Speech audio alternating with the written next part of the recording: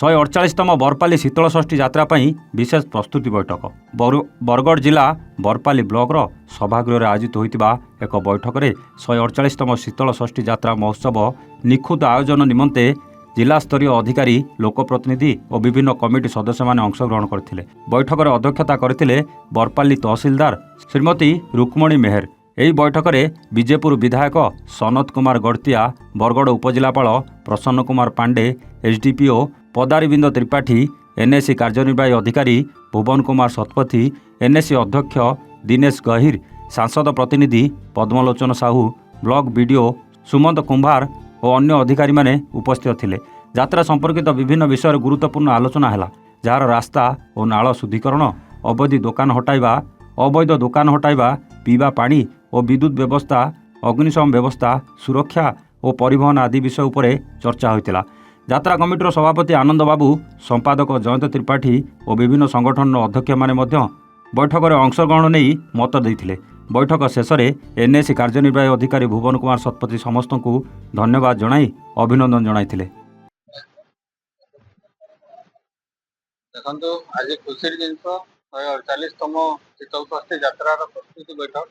ये बैठक रे माननीय विधायक विजयपुर सनत कुमार गड़तिया सार आम गाँव में जोगदे। तत्सहित आम गाँव में chairman Barpali block, NSC chairman, BDO, तहसीलदार, माननीय सांसद का प्रतिनिधि समस्त एवं शीतलषष्ठी यात्रा कमिटी, तत्सहित ऑल लाइन डिपार्टमेंट ऑफिशियल्स एवं बरपाली जनसाधारण समस्त को लेकिन प्रस्तुति बैठक होता।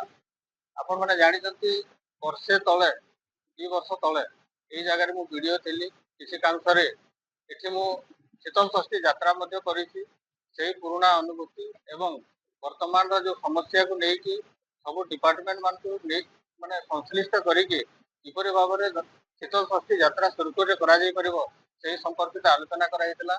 प्रशासनिक स्तर में 2टा जिन एड कराई। गोटे है सीसीटीवी कैमेरा व्यवस्था, तत्सहित पुलिस पाखरे एवं एनएसी पाखरे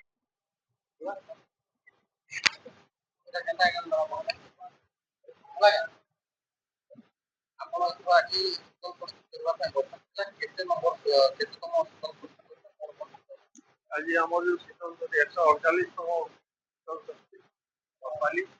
आज आम प्रशासनिक मीटिंग थी और सब वर्ष पर प्रशासनिक मीटिंग हुए, किंतु आज मीटिंग आम बरपालीवासिया यात्रा कमिटी ये खुशी अच्छी जेटा कि आम स्थानीय विधायक एवं बरगढ़ सब कलेक्टर यात्रा आगे बढ़ावा लगी मनोवृत्ति इच्छा अच्छे। प्रशासनिक मीटिंग बहुत आगु कर अन्य वर्ष 8 दिन 10 दिन यात्रा होता जेने कैंसी काम हो नहीं पाते। आज जो आलोचना है जिला स्तरीय समस्त अधिकारी को लेकिन जहाँ जहाँ भी कथा प्रोब्लेम जहाँ जहाँ अच्छे तार पानी धरिक हेल्थ सब रास्ता सब पहला तो मैं प्रकृति में निजे गर्व अनुभव कर बरपाली आगामी दिन में 148तम शीतलषष्ठी अनुष्ठित होगा जो यार आम प्रशासनिक प्रिपेरेटरी बैठक में भाग नेली और बहुत खुशी लगुचे I am a part of this organization. आज विभिन्न एंगल रो विभिन्न समस्या ऊपर आम आलोचना कलु।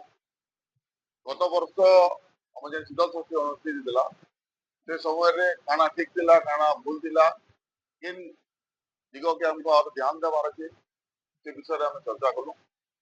एवं मत बहुत खुशी लगुचे कि आज आम बरगढ़ सब कलेक्टर आम डीसी महोदय ब्लॉक चेयरमैन महोदय आम एनएसी चेयरमैन तहसीलदार आज्ञा समस्त जोग देछन एवं प्रत्येक मैंने डिपार्टमेंट उपर आम पुंखानुपुंख भाव में आम आलोचना करूँ। इलेक्ट्रिक डिपार्टमेंट काण काम अच्छे, पीएचडी काण काम अच्छे, पीडब्ल्यूडी काण काम अच्छे, हेल्थ डिपार्टमेंट काण काम अच्छे ठीक हिसाब से सुचारू रूपे केन्द्रगिरी तामने आम शीतलषष्ठी यात्रा के आम सफल कर आलोचना कलु। आगामी दिन में आम और भी विषय आलोचना पर्यालोचना करमु। बरगढ़ कुना सांग रिपोर्ट, एवान ओडिशा।